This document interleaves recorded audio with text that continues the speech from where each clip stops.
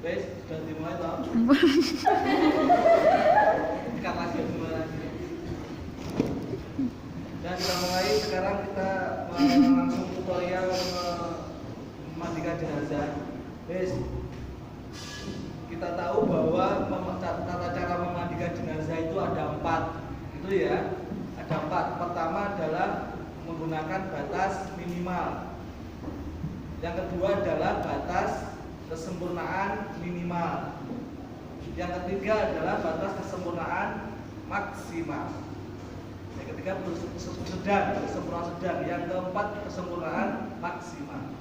Guys, ada 4 itu poin ininya. Jadi kalau kurang dari minimal, konsekuensi hukumnya tidak sah. Enggak sah, enggak bisa disolati. Jadi dalam hal memandikan jenazah ini sebagai bentuk prasyarat agar jenazah ini bisa disolati. Tidak ganti suci kan bisa disolati. Karena syarat disolati harus suci. Sudah dianggap lebih dari kesempurnaan maksimal, itu sudah dianggap berlebihan. Terusnya, idealnya memang ketika dimandikan itu harus ditutupi seperti ini, Pak. Dipangku ditutupi seperti ini. Membasuhnya ya dari dalam ini. Tidak dari dalam ini. Ojo di yobo ini jangan. Jadi di dalam. Tetapi karena ini proses pembelajaran, maka ini saya buka, gitu ya, supaya lebih ngerti mana-mana yang harus disiram, caranya gimana, gitu ya. Kita buka, wes. Terus kita mulai sekarang menggunakan, kita buka dulu ya. Kita mulai dengan menggunakan batas minimal. Sementing minimal itu rukun-rukunnya saja, gitu ya. Rukun-rukunnya saja, ya rukun-rukunnya itu. Kalau sampai itu pas Indonesia suci, pas dari libur, nggak sholat, itu kan sementing bagian roto dan seluruh tubuh kan sudah sah. Sebenarnya sama namanya, sudah sama seperti itu. Kalau kasar ngomong nih jegurnya belum itu sudah bisa sholat. Seperti bagian roto, meskipun enggak niat. Kalian gampang. Tapi karena jenazah itu kan nanti tidak bisa melihat kotor jenazah, maka kemungkinan kan kotorannya perutnya apa itu kan nanti kalau tidak dipeluruti akan keluar ketika pas dikafani atau disolati. Makanya nanti ada step-step yang harus memang harus diteliti. Guys, kita mulai tata cara yang minimal. Pertama kita lihat ada noda enggak yang menghalangi air. Mungkin tidak darah maupun diresiki dulu. Orang digunjuk bisa kabeh itu enggak. Nanti digulai noda-noda yang sekiranya menghalangi air. Karena dalam memandikan nanti tidak digosok, ya. Tidak digosok itu enggak. Makanya digulai kira-kira yang menghalangi air diresiki dulu. Terus yang kedua dituruti. Ini mesti di tangan kiri. Ininya tangan kiri ya. Ini tangan kiri. Ini tangan kiri mestinya. Gitu loh ya. Menghadap saya kok mau belakang sampean. Tangan kiri, ya, dipeluruti. Insya ini perutnya lemir ya, lemir. Lemir itu empuk. Lek atas berarti diurip. Nanti langsung lemir itu akan keluar. Lek keluar dicawi tangan kiri, ojo langsung digembok teman ya. Dicawi. Ini khusus perempuan ya, perempuan biasanya, oke? Mungkin dia kabeh batalnya meninggal ya dulu-dulu gitu. Lek perempuan khusus perempuan. Jadi diresiki, cewoki, sudah bersih, baru kita mulai memandikan. Memandikannya pertama langsung tunjuk menggunakan air suci ya. Air suci ambil yang kanan dulu, dari atas yang kanan dulu, depan kanan satu, set gitu, nggak digosokin nggak, tidak. Ambil lagi air suci kanan kiri, set. Nah untuk belakang gimana cara membasuh? Intinya jangan sampai diterpuruk nih, diurep nih. Lek diterpuruk nih itu merendahkan jenazah. Makanya ulama melarang, haram hukumnya. Maka solusinya adalah diiring nih, lek kanan berarti diiringnya ke sana. Caranya membasuh pinggir dari kupingnya ditutupi dia. Ke pinggir, ojo dipiok dengan buri dan enggak roto. Betul ya.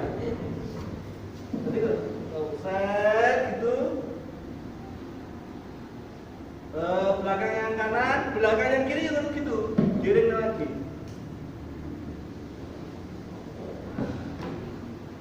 Giring lagi, gini, gitu dari atas ke bawah, gitu ya. Nanti lek ceblok baju ini kan nyatanya ke bawah, gitu ya. Nggak usah ini kan cendur nggak kacapan. Wes.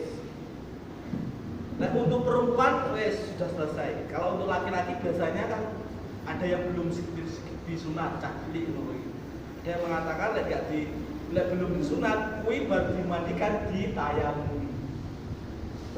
Di tayamum ini caranya gimana? Laki-laki itu sok sampai ngegusi bojone kayak liane tayamum gimana? Ambil langsung nawaitu tayamuma antah tatul fati atau an istibahati sholati ada dalam itu lillahi ta'ala laki-laki gitu ya. Kan perempuan nggak mungkin. Ambil lagi tangan kiri untuk tangan kanan. Tangan kanan untuk tangan kiri. Atau cara yang kedua, ambil tangan kanan untuk wajah. Tangan kiri untuk tangan kanan. Ambil tangan satu lagi untuk tangan kanan. Tangan kiri ya. Tadi ini tangan kanan, ini tangan kiri. Paham? Paham ya? Jadi setelah ini langsung ini yang paling mudah menunggu tok. Banyu roto wes itu sudah sah. Jadi dalam konteks corona itu kedua kita menggunakan kesempurnaan minimal batas kesempurnaan. Batas minimal alatnya air suci. Medianya air suci, air sabun, air sampo, dan air kapur barus. Ini air sabun ya. Nah, sabunnya ini yang cair atau yang utuh dicampur nih. Jadi enggak sabunnya digosok nih gini enggak, dicampur karo banyu. Samponya juga seperti itu, dicampur karo air. Lek umpamane pengen nambahi godhong kembang-kembang air sabun. Nambah di godhong kelor ning air sabun campur. Jadi campuran ning air sabunnya. Itu ya seumpama pakai. Tapi sebenarnya ini alatnya kan sudah ada semuanya. Cepet-cepetan kan ada kabel gitu. Enggak usah golek neko-neko sebenarnya lek gawe cepet iso ae. Alatnya jadi sudah ini sudah untuk sunah-sunahnya ya. Oke? Paham ya? Alatnya sudah jelas. Sekarang caranya gimana? Caranya gimana adalah yang pertama tadi seperti awal, boleh titik-titik mana yang bisa titik mana yang menghalangi air, mengalirnya air mana? Mana? Ada enggak? Kalau enggak itu sama seperti tadi. Terus selanjutnya dipeluruti. Tadi sudah ya caranya ya. Dipeluruti seret. Terus selanjutnya dibersihkan giginya. Kalau ini yang membedakan. Agak rodok resik dengan kain dua air terus giginya digosok. Hidung juga dibersihkan, kuping juga dibersihkan. Kuping kanan, kuping kiri, hidung juga dibersihkan. Nah, setelah itu mulai dibubuhkan. Caranya dibubuhkan gimana? Dia didudukan ya. Sebenarnya kalau manusia bisa didudukan ini, okay? Dudukan, dikumur biasa. Hidung juga biasa dicapik. Ketika wudu, dia dibasuh. Ya, membasuh bukan nawaitul wudu'a al-masnuna li hadzal mayyiti lillahi ta'ala. Terus tangan kiri mengusap pun juga kobok nih, disoknya gitu ya, itu ya. Kuping juga seperti itu. Tadi kobok ini susah. Oke, disoknya dan terus ambil lagi kaki kalau nggak bisa belakang ya diri nih gitu ya, atau dinaikkan. Makanya sebelum ketika sudah mayat itu meninggal maka badannya dilemaskan, diubah-ubahnya dan ketika dimandikannya bisa bergerak. Lek dijan-jan bekengkeng kaku kabeh. Kayak pernikahan ini. Betul ya? Makanya agak dilemaskan. Selanjutnya setelah dimudoni, mayat itu disaponi. Saponi, ini air sampo ya. Ambil air samponya, digeruduk nih. Ojo duyek, ojo digosok. Nanti tak beritahu dasar hadisnya. Nyapu sih kok istilahnya gak oleh digosoknya apa? Ada ceritanya. Kunjungi slide, jadi terus sudah langsung yang bawah itu air apa? Air sabun. Air sabun ambil yang depan kanan dulu slide, seperti tadi. Kurang ambil lagi depan yang kiri, belakang yang kanan, terus belakang yang kiri. Oke, sama seperti tadi. Pokoknya setiap pembasuhan itu harus roto kabeh. Carane ya ngono kuwi, lek belakang biringe, lek depan dari kanan atau dari kiri. Biring kanan atau biring kiri. Ben roto. Setelah air sabun, air apa? Air bersih, air cuci. Ambil lagi. Dilatoni sret, karo diresi untuke. Rambute ora bujek gak lho ya, diresi untuke. Ambil lagi kalau ke bawah sabun-sabun sing lunyu-lunyu iki ben tetep ora diilang. Ambil lagi kurang kayak depan kiri, belakang yang kanan, belakang yang kiri. Jawab ya. Setelah air bersih, yang terakhir ini yang kesempurnaan minimal menggunakan air kapur barus. Ini dengan niat ambil dari kepala, dari rambut. Dengan niat kesoalnya enggak? Nawaitul ghusla an hadhil mayyitati, kalau perempuan lillahi ta'ala. Dan laki-laki an hadal mayyiti lillahi ta'ala. Ambil lagi diratak kabeh. Belakang yang kanan, belakang yang kiri. Jelas itu ya. Tujuannya apa? Air supaya mayat ini tidak cepat busuk karena dikerumuni oleh serangga. Bentuk awet itu maksudnya. Ya pokoknya formalin. Garis formalin itu nanti dalam kulit orang hidup itu biasanya penak orang, gitu loh ya. Tidak panas juga patut. Itu ya, tinggal yang ngambil normal-normal aja. Ini yang menggunakan batas kesempurnaan minimal. Lek kurang maremnya gimana? Ya kita menggunakan batas kesempurnaan sedang. Basuhannya awalnya kodo, cuma bedanya nih jumlah basuhannya. Basuhannya 5 atau 7. 5. Perinciannya yang ganjil air sabun, yang genep air bersih, air suci, yang terakhir air kapur barus. Dari awal kita marane sedang jumlah. Lek kurang marane adalah kita menggunakan batas kesempurnaan maksimal. Kita menggunakan batas kesempurnaan maksimal. Berapa jumlah basuhannya? 9. Ganjil genep seperti tadi, ganjil air sabun, bersih air bersih, genep air bersih, yang terakhir air kapur barus. Atau cara yang pertama tadi diulangi sampai 3 kali. Terus ke wadung tertentu, diulangi ketiga kok nanti cara yang kesempurnaan maksimal. Gitu loh ya. Tinggal meneruskan saja. Gitu loh ya. Solusinya itu. Yang kesempurnaan maksimal ada 2 cara.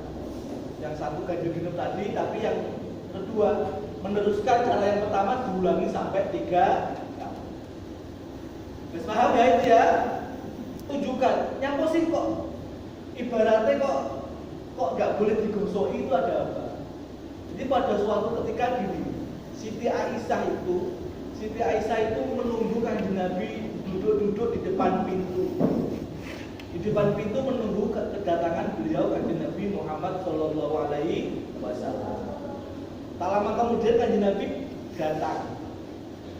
Langsung Assalamualaikum, Waalaikumsalam, jawab Siti Aisyah. Siti Aisyah mau berdiri.